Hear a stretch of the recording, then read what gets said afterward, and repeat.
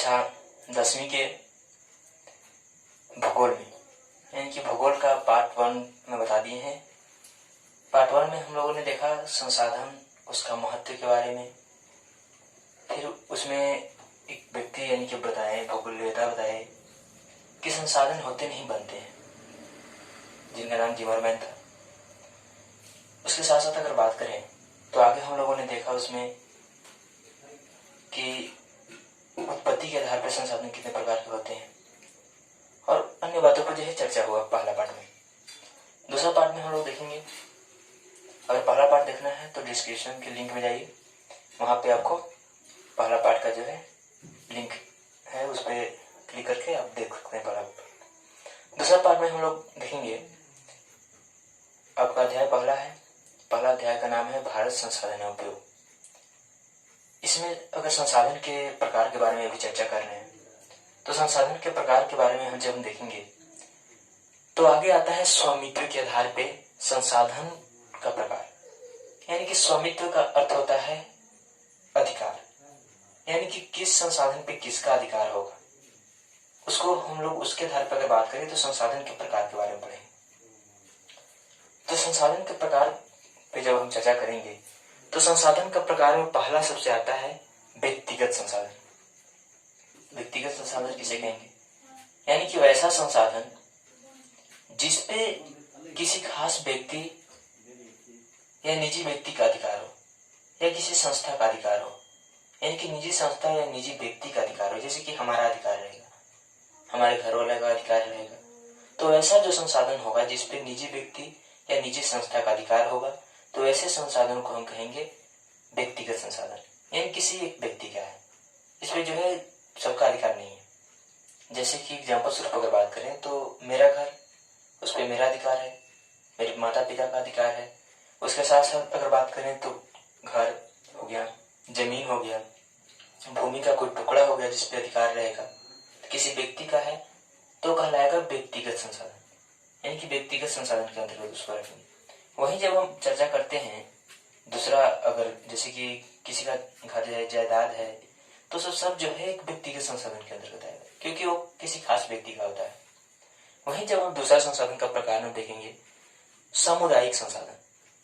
सामुदायिक संसाधन की अगर बात करते हैं तो वैसा संसाधन जिसपे किसी एक खास समुदाय का अधिकार हो, किसी एक व्यक्ति का अधिकार नहीं रहेगा, उस पर समुदाय का अधिकार होगा, तो वैसे संसाधन को हम कहेंगे सामुदायिक संसाधन। जैसे कि अगर बात करते हैं तो सामुदायिक संसाधन में हम देखेंगे कि जैसे कि मंदिर है, तो मंदिर पे किसी एक व्यक्ति का अधिकार नहीं होता है, उस पर जो है उस समुदाय में रहने वाले, समाज में रहने वाले सभी व्यक्तियों का, जो समुदाय में जो मंदिर का परिसर है उस पर सबका अधिकार होगा। सब लोग वहां पे रह सकते हैं, जा सकते हैं, मंदिर में दर्शन कर सकते हैं, सबका अधिकार होता है। उसके साथ साथ सामुदायिक भवन हो गया, तो सामुदायिक भवन में सबके लिए सामान्य अधिकार है, किसी के खास अधिकार का कोई प्रावधान नहीं है। उसके साथ साथ जैसे कि मस्जिद हो गया, तो वहां पे भी जो है सभी उस समुदाय के लोग जो है वहां पे जा सकते हैं, उसके लिए रोक टोक नहीं है। वही अगर बात करें तो समुदाय अगर बात करते हैं तो श्मशान घाट, तो श्मशान घाट पे भी किसी ऐसा नहीं है कि रोक टोक है, उस समुदाय के व्यक्ति जो है अपने श्मशान घाट पे जो है जा सकता है। तो ये सभी जो है वैसा संसाधन जिसपे किसी एक समुदाय का अधिकार हो, समाज का अधिकार हो, तो वैसे संसाधन को हम कहेंगे सामुदायिक संसाधन। तीसरा आता है हमारा राष्ट्रीय संसाधन, यानी कि अगर नियम के अनुसार बात करें तो देश के अंदर जितना भी संसाधन होता है वो पूरा संसाधन जो है आपका राष्ट्रीय संसाधन कहलाता है।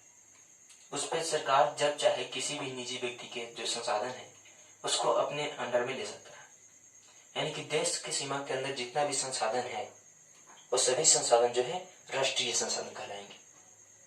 तो ये आपका हो गया राष्ट्रीय संसाधन। अगर चौथा की बात करते हैं अंतरराष्ट्रीय संसाधन की, इंटरनेशनल रिसोर्स, तो अंतरराष्ट्रीय संसाधन की जब बात करते हैं तो वैसा संसाधन जो किसी भी देश के तट रेखा से जो है 200 किलोमीटर छोड़ देंगे। 200 किलोमीटर जो है उसका अपना क्षेत्र होता है, यानी कि तट रेखा जहां से, यानी कि समुद्र का जो तट होता है वहां से शुरू किया, 200 किलोमीटर अगर समुद्र में जाता है, महासागर में जा रहा है, तो 200 किलोमीटर तक जो है उसका अपना क्षेत्र होगा, जिसे सीमा अपवर्जक क्षेत्र, सीमा अपवर्जक आर्थिक क्षेत्र कहलाता है। उसके बाद का जो क्षेत्र पूरा बच गया, इनकी तट रेखा से नापेंगे 200 किलोमीटर होगा। उसके बाद का जो पूरा खुला महासागरीय क्षेत्र है, और पूरा खुला महासागरीय जो क्षेत्र है आपको अंतरराष्ट्रीय संसाधन कहलाएगा।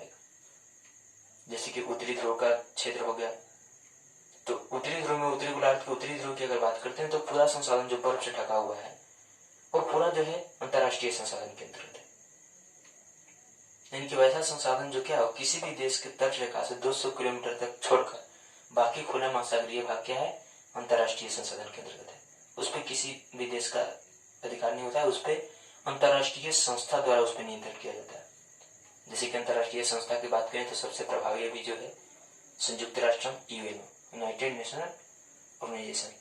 तो यूएनओ जो है अभी अंतरराष्ट्रीय संसाधन पे जो है एक तरह से नियंत्रण स्थापित किए हुए। तो ये हो गया आपका अंतरराष्ट्रीय संसाधन। तो इस प्रकार से हम लोगों ने देखा स्वामित्व, यानी किस पर किसका अधिकार होगा। अधिकार के बदौलत हम लोग बात कर रहे हैं किस संसाधन पर किसका अधिकार होगा। तो इसमें हम लोगों ने देखा कि यानी कि 4 होगा। इस प्रकार से यानी स्वामित्व के आधार पर 4 भागों में बांटा गया है। व्यक्तिगत में देखा कि वैसे संसाधन जिसपे खास व्यक्ति या संस्था का अधिकार होगा और व्यक्तिगत हो गया। अगर किसी समुदाय समाज का अधिकार है तो सामुदायिक हो गया। देश के जितना भी सीमा के अंदर है वो सब राष्ट्रीय हो गया। और देश के तट रेखा से 200 किलोमीटर तक छोड़ देंगे और बाकी जो खुला महासागरीय क्षेत्र हो गया वो पूरा अंतरराष्ट्रीय हो गया। इस प्रकार से हम लोगों ने देखा कि स्वामित्व यानी कि अधिकार के आधार पर जो है संसाधन को 4 भागों में बांटा गया। आगे हम लोग देखेंगे विकास, यानी कि विकास तो के तौर पे अगर बात करते हैं तो विकास के आधार पर संसाधन को विकास के आधार पर भी जो है 4 भागों में बांटा गया। पहला है संभावित संसाधन। संभावित संसाधन हम किसे कहेंगे, यानी कि वैसा संसाधन जो उपयोग करने की संभावनाएं हैं, जिसकी यानी कि संभावनाएं हैं कि हम उसका उपयोग कर सकते हैं, लेकिन अभी तक जो है उसका उपयोग नहीं किया गया है। तो ऐसे संसाधन को जो है हम संभावित संसाधन कहेंगे। जैसे कि अगर बात करें तो हिमालय के क्षेत्र का, हिमालय के जो क्षेत्र है उसमें हिमालय क्षेत्र में बहुत सारा खनिज है, लेकिन अभी तक जो है इसका संभावना है, केवल वहां पर बहुत सारा खनिज है लेकिन इसका उपयोग अभी तक नहीं हुआ है। जैसे कि और अगर बात करें तो गुजरात के क्षेत्र में, राजस्थान के क्षेत्र में पवन ऊर्जा का बहुत सारे जो है संभावनाएं देखी गई है कि यहाँ पर अगर संभावना है कि यहाँ पर हम पवन ऊर्जा को जो है बहुत भारी मात्रा में पवन ऊर्जा, सौर ऊर्जा से जो है हम ऊर्जा प्राप्त कर सकते हैं, विद्युत ऊर्जा प्राप्त कर सकते हैं। संभावना है, लेकिन अभी तक ऐसा जो है प्रमुख रूप से देखने को नहीं मिला है, प्रभावी रूप से देखने को नहीं मिला है। यानी कि वैसा संसाधन जिसकी संभावनाएं हैं लेकिन अभी तक उपयोग में नहीं लाया गया है, तो ऐसे संसाधन को हम बोलेंगे संभावित संसाधन। दूसरा संसाधन आता है विकसित संसाधन, यानी कि वैसा संसाधन जिसके मात्रा एवं गुणवत्ता के बारे में पता लगा लिया गया, यानी कि उसके बारे में पता लगा लिया गया है कि कहाँ है, कितना मात्रा में है, 1 टन है, 10 टन है, या उसकी गुणवत्ता कैसी है, अच्छा प्रकार का है, जैसे कोयला होता है तो 4 प्रकार का होता है, तो उसमें किस क्वालिटी का वो है, ये सब पता लगा। यानी कि वैसा संसाधन जिसकी मात्रा यानी कितना मात्रा में है और गुणवत्ता यानी कि उसका गुणवत्ता कैसा है, अच्छा है या खराब है, इस प्रकार के जो है, तो वैसे संसाधन जिसकी मात्रा एवं गुणवत्ता के बारे में पता लगा लिया गया, तो वैसे संसाधन को जो है हम क्या कहेंगे, विकसित संसाधन कहेंगे। यानी कि वो विकसित हो चुका है, उसके बारे में हमको पूर्णतः जानकारी है, तो वो संसाधन हमें विकसित संसाधन कर रहे हैं। आगे है भंडार संसाधन, यानी कि वैसा संसाधन जो हमारे पर्यावरण में उपलब्ध है, जिसका हम उपयोग कर सकते हैं, लेकिन वास्तविक तकनीकी यानी कि जो है उपलब्ध नहीं होने के कारण हम उसका उपयोग नहीं करें। यानी कि भंडार के रूप में देख रहे हैं कि हमारे पास जो है इतना संसाधन है, पता लगा लिया गया, लेकिन हमारे पास अभी तक तकनीक उतना विकसित नहीं हुआ है कि हम उसका सही मायने में उपयोग कर सकें। अगर अभी की तकनीक के आधार पर अगर उसका उपयोग करें तो शायद ऐसा हो कि जितना खनिज नहीं उससे ज्यादा खर्चा हो जाए। तो इस आधार पर कह सकते हैं कि इनके वैसा संसाधन जिसको केवल भंडार जो हमारे पर्यावरण में भंडार के रूप में उपस्थित है, लेकिन तकनीकी उपलब्धि न होने के कारण जो है, व्यवस्था न होने के कारण इसका उपयोग अभी तक नहीं किया गया, तो ऐसे संसाधन को हम जो है भंडार संसाधन कहेंगे।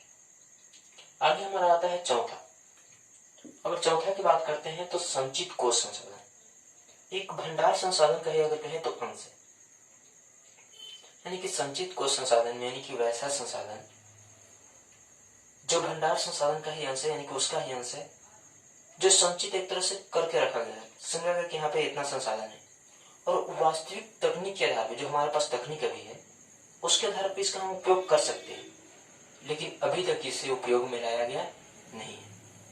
तो ऐसे संसाधन को जो है हम संचित कोश संसाधन कहेंगे, यानी कि संचित हम सोच लिए कि हमारे पास इतना संसाधन संचित करके रखा गया है, कोश के रूप में है, और इसका उपयोग हम कर सकते हैं जो हमारे पास तकनीक है, लेकिन अभी तक जो है इसका उपयोग नहीं किया गया। शायद आने वाले समय में जो है तकनीक के आधार पर इसका उपयोग हो सकता है। तो इस प्रकार से हम लोगों ने देखा कि विकास के स्तर के आधार पर जो है 4 भागों में संसाधन को बांटा गया है। संभावी, जिसमें यानी कि देखें कि संभावना है लेकिन उपयोग नहीं किया गया अभी तक। बहुत सारे संभावनाएं हैं हमारे पास, कैसे संसाधन है, इतना संसाधन है। उसके बाद दूसरा हमने देखा विकसित संसाधन, यानी कि जिसके बारे में हमको पूर्णतः एकदम जानकारी है कि यहाँ पे है, इतना मात्रा में है, इसकी गुणवत्ता कैसी है। तीसरा हम लोगों ने देखा भंडार संसाधन, यानी कि वैसे संसाधन जो क्या है भंडार के रूप में उसको देख सकते हैं, जो हमारे पर्यावरण में उपलब्ध है, लेकिन उसका उपयोग जो है हम तकनीक नहीं होने के कारण जो है इसका उपयोग सही मायने में नहीं कर पा रहे हैं। उसके बाद जो देखा हम लोगों ने संचित कोश संसाधन, तो इसमें देखिए कि जो है संचित करके जो है इन कोश के रूप में है हमारे पास उपलब्ध है, और तकनीक के आधार पर हम इसका उपयोग भी कर सकते हैं, लेकिन अभी तक जो है इसको उपयोग में लाया गया नहीं है। तो इस प्रकार से हम लोग जो है स्वामित्व के आधार पर और विकास के आधार पर जो है संसाधन के प्रकार को देखें। अब अगले पार्ट में देखेंगे संसाधन नियोजन और संसाधन संरक्षण के बारे में, और संसाधन नियोजन के सोपान के बारे में। तो आज के भूगोल के इस पार्ट में, दूसरा पार्ट में इतना ही, अगले पार्ट में मिलते हैं।